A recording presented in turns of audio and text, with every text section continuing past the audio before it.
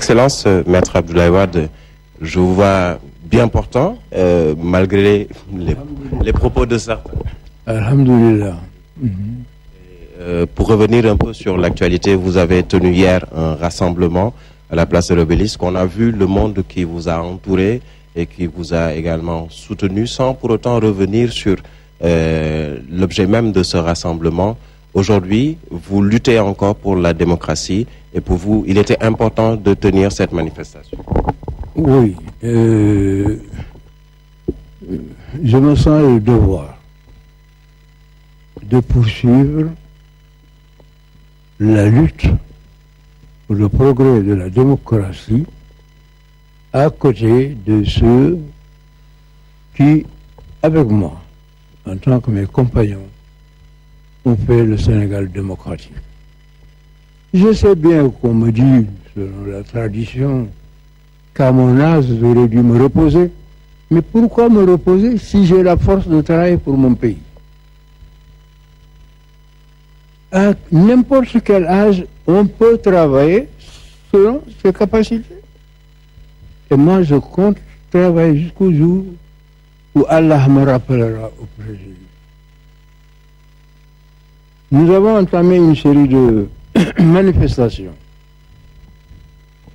vraiment pour protester contre le traitement de mon parti par le président de la République Macky Sall.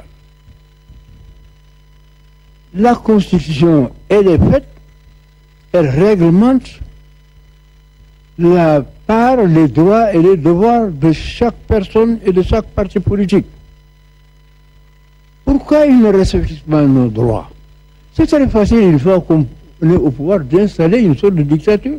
Moi, j'aurais pu le faire, mais je l'aurais fait mieux que lui. Senghor aurait pu le faire, il avait un peu. Du temps de Senghor, il n'y avait pas de parti d'opposition. Vous savez très bien. Nous sommes indépendants en 1960. De 60 à 65, il y a eu quelques petits partis qu'il a tolérés à côté de l'UPS, son grand parti. C'est ce que j'appelle la période du barracuda et des petits poissons. Alors, donc, c'est dans la tradition du Parti démocratique sénégalais. Nous en avons payé le prix par des élections truquées, des élections arrachées. Et chaque fois, je n'ai pas voulu de confrontation. En me disant, de toute façon, il arrivera un moment où notre parti sera tellement fort qu'on ne pourra pas truquer les élections. Au total, nous avons réussi, avec les dirigeants, bien entendu, avec Abdou Diouf aussi, à installer la démocratie au Sénégal. Si bien que je pensais que quand je quitterai, mon remplaçant ferait plus que moi, parce que c'est ça la loi du progrès. C'est que celui qui arrive doit faire plus.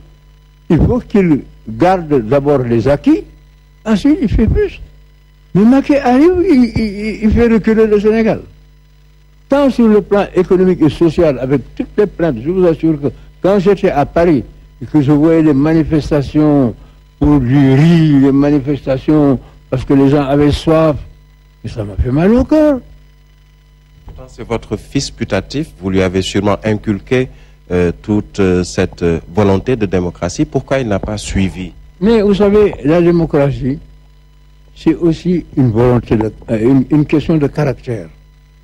C'est là où j'ai raison sur les marxistes qui disent que ce sont les conditions et le matériel qui déterminent les sentiments, la politique, etc. C'est pas vrai. Les hommes, ça compte. À la même place, vous mettez le même homme, les résultats ne sont pas les mêmes. Prenez Air France, je ne sais pas moi, ou la compagnie de phosphate de Taïba, vous mettez X, après Y, après Z, les résultats ne sont pas les mêmes parce que il y a l'humain qui intervient. Malheureusement, je crois que Macky n'a pas... D'ailleurs, Macky a dit qu'il a été surpris d'être président de la République. Il ne pensait pas qu'il le serait. Seulement, quand vous êtes surpris, vous, vous vous empressez de vous adapter. Lui, il a cru qu'on lui avait donné un empire pour faire ce qu'il veut. Ah non. Il n'est pas mal entouré, il y a cette ancienne opposition. Le chef d'État est mal entouré, c'est de sa faute. Il n'a qu'à choisir des gens honnêtes et courageux qui lui disent la vérité.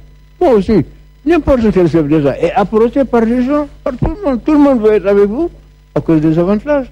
Mais c'est à vous à faire la sélection. Surtout qu'il y a des alliances contre nature, dit-on.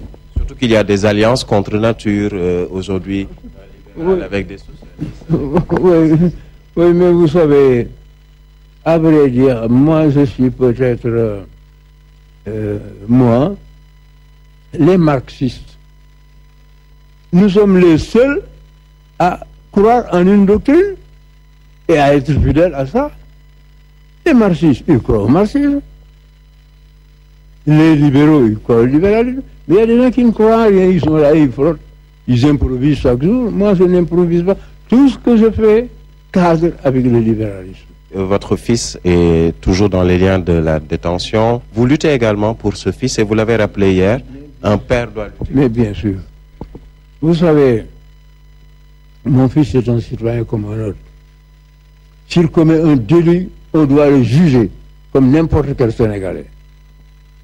Seulement, lui, on le juge parce que c'est mon fils. Parce qu'il n'a pas commis le délit. Pourquoi, jusqu'à aujourd'hui, le gouvernement, le ministre de l'Intérieur, le ministre de la Justice, Macky Sall lui-même, pourquoi ne sont-ils pas capables d'aller à la télévision de dire aux Sénégalais, parce que le jugement, c'est au nom du Sénégal, voilà ce que Karim a fait. Ils ne le disent pas. Ils annoncent des chiffres globaux. 694 milliards. Aujourd'hui, c'est 117 milliards. Tout ça, c'est de l'improvisation. Parce qu'en réalité, Macky, il croyait. Il croyait vraiment que Karim avait des centaines de milliards à l'étranger. Et les gens l'ont trompé. Je lui ai écrit 2 lettres. La première, je lui ai dit, Monsieur le Président, vous poursuivez Karim, vous avez saisi des maisons, mais il y a 3 maisons qui m'appartiennent. Je lui ai dit, dans cette lettre que je vais vous donner, vous pouvez la lire à votre télévision et la montrer. Je ne l'ai jamais donnée à quelqu'un, mais je vais vous la donner. Je lui ai dit, Monsieur le Président, il n'y a pas de centaines de milliers de dollars. Ce que vous cherchez, ça n'existe pas. Parce que si ça existait, je l'aurais pris avant vous. Moi, je suis financier et je connais le monde mieux que vous. Il n'y en a pas, ne vous fatiguez pas. Les gens qui vous ont dit ça, ils vous racontent des histoires. Avez-je raison ou pas? Il a cherché partout. Ils ont dépensé je ne sais pas combien de milliards pour chercher des milliards. Eh bien, il paraît qu'ils ont trouvé quelques milliards ici, mais je ne parle pas des milliards qu'ils ont trouvés ici, je parle des milliards à l'étranger pour lesquels ils ont envoyé un tas de missions. Et il a vu donc ce que je lui disais, il n'y a pas de milliards. Il n'y a pas de milliards ni pour Karim ni pour moi. Finalement, quelle porte de sortie honorable pour Macky Sall, justement? Bon, c'est appliquer le droit. Je ne dis pas la loi, je dis le droit. La porte de sortie, c'est que Macky reconnaisse, puisque actuellement, au moment où je vous parle, aujourd'hui, il n'a rien trouvé contre Karim. Je lui lance le défi, aujourd'hui, à la télévision, de montrer ce qu'il a trouvé sur Karim. À part mes voitures de Karim, il prend mes voitures, mais c'est comme quelqu'un qu'on accuse d'avoir volé un avion, on saisit son poulet. C'est ridicule, une voiture. Et il prend mes voitures dans lesquelles, sur les cartes grises lesquelles c'est inscrit Abdoulaye Wade, comme ils n'ont rien trouvé. Il faut qu'il ait le courage de dire on a cherché. Et c'est normal qu'il cherche.